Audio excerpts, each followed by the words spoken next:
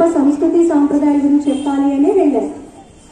అక్కడికి వెళ్ళిన తర్వాత సెప్టెంబర్ మంత్ అని చెప్పారు. మరి అప్పుడు సెప్టెంబర్ మంత్ దాకా వెయిట్ చేయడం అంత కష్టమైన పని కదా, ఖర్చుతో కూడుకున్న పని కదా.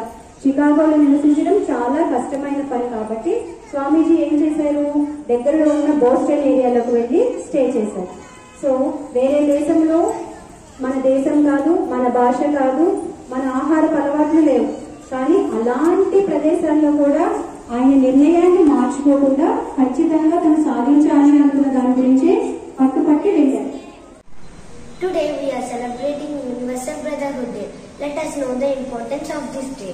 In 1893, at the request of some kings and other admirals, Swami Vivekananda went to America to attend the Parliament of Religions to represent India and Hinduism. There he was asked for an official letter stating that he represented Hinduism from India. Swamiji did not have anything as such, so it was not possible to attend the meeting. But the divine will was otherwise. Help came from unknown quarters. One day, Swamiji met Professor J.H. Wright of Harvard University and had a discussion with him. Professor Wright recognized Swamiji's great scholarship and asked him to represent Hinduism in Parliament of Religions. Swamiji said he had no official letter from India. Professor said, to ask you, Swami, for credentials is like asking the sun its right to shine. Mr. Wright wrote to the chairman of the committee introducing Swamiji. He wrote in the letter, here is a man more learned than all our learned professors put together. Swamiji attended the Parliament of Religions on 11th September 1893 in the Hall of Columbus in Chicago. Swamiji began his speech with the words, Sisters and Brothers of America. The audience of around 5,000 people rose to their feet and began to clap and cheer him for 3 minutes.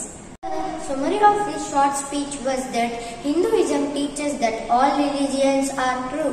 Other speakers spoke of their particular religions.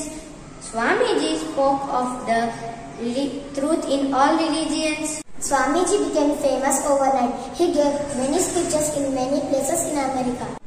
The world once again realized the greatness of Hinduism and its message, God is one, paths are many. There is divinity in every human being, so all human beings are equal. Swamiji proclaimed this on Parliament of Religion, so this day is celebrated as Universal Brotherhood Day.